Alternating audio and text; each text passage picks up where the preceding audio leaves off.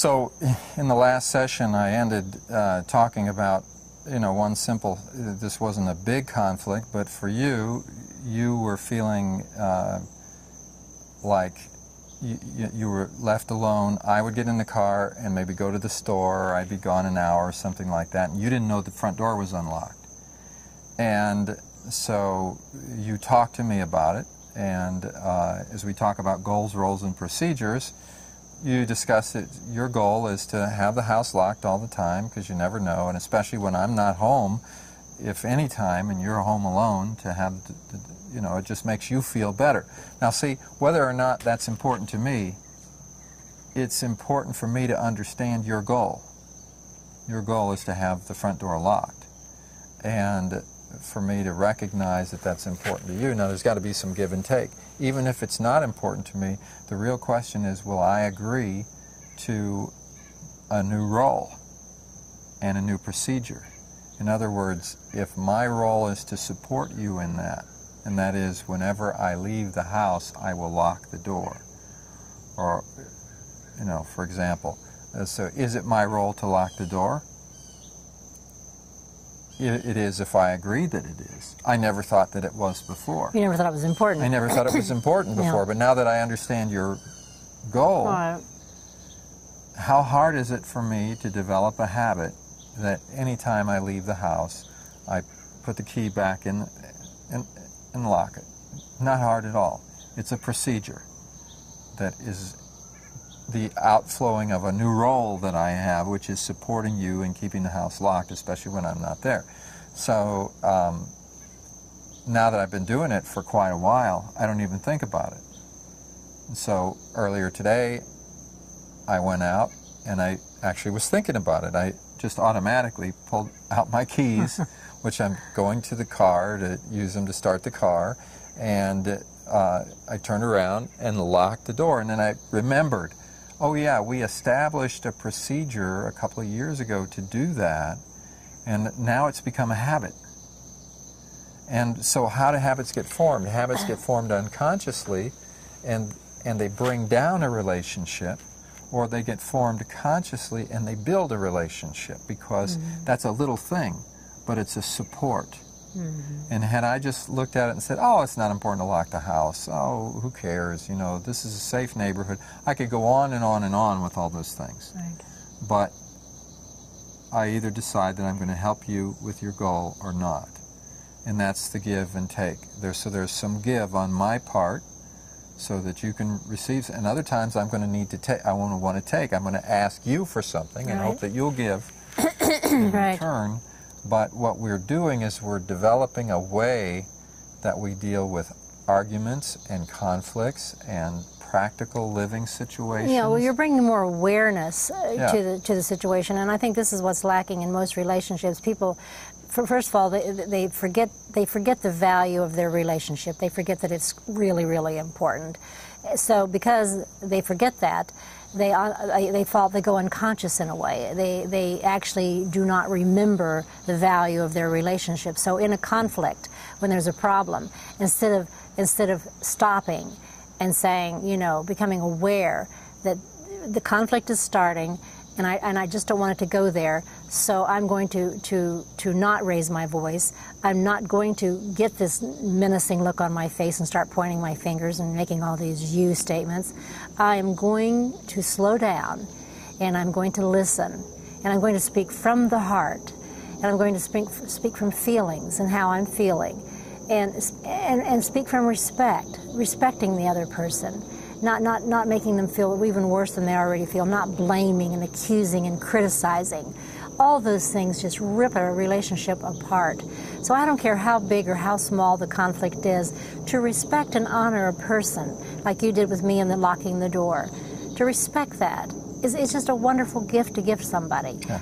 If you don't respect and honor your partner, my gosh, how is anything going to grow in that kind of soil? Right.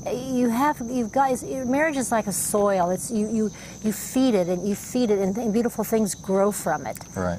Or if you don't feed it with love and respect and honor and cherishing and caring, then everything is going to grow in a gnarled fashion or die altogether. Right. Oh, it's really at the very top of the page, though. It's got to be that you value the relationship enough to do these things. The validation is important in a relationship, and where validation really, in my opinion, comes in. Because I could want you to validate me, and that's sort of a general need or whatever, but whether you're going to do it or not, who knows?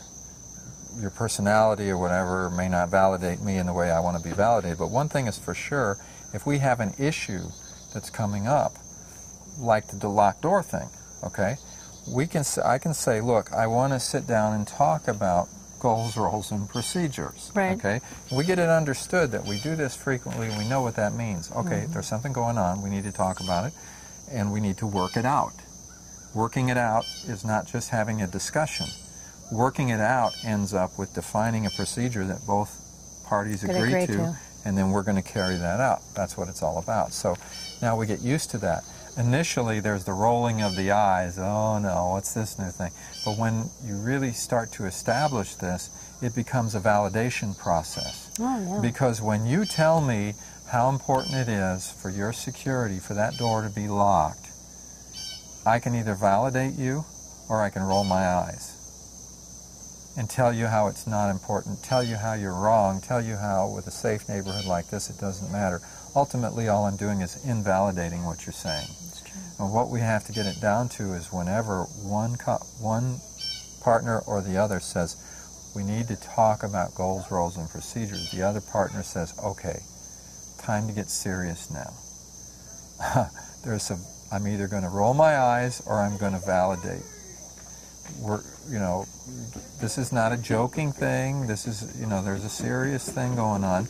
It's not intense. It doesn't have to be negative or intense. It just means that I need to give it my attention and not treat it like it's a joke. Yeah. Like it's not serious. Right. So now you present and you say, well, this is my goal. What's your goal? You notice when you left several times this week. Once I was in bed, you got up and you left early. The house was unlocked when you were gone. 2 of the other times I was up and I was working around the house, and then I realized you were gone, and you said goodbye, but I didn't realize that the door was unlocked, whatever. So that's the situation that we have. That's a problem for me because it's my goal, and then you go with that. Now, it's my opportunity to validate. Mm-hmm. And validation generally means that you have 2 people that see things from different angles. We have different personalities, different ideas, but different backgrounds. Hey, if I agreed with you already, it wouldn't even be an issue, and you wouldn't be having to confront me with this. That's right, yeah. But the fact is, I'm taking it lightly, and I don't see it as important.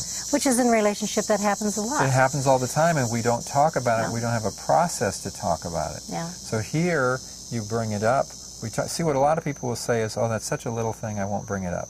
But then there's so many little things that pretty soon add up. You don't have a process for bringing things up. I say it's most important to bring the little things up because the little things are easier to work out.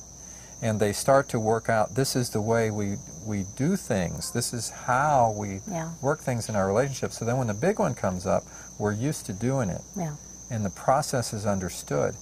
And now when it's really tough and it's really big, maybe we'll have a chance of doing it. If you only do it with the big things, you won't have a chance.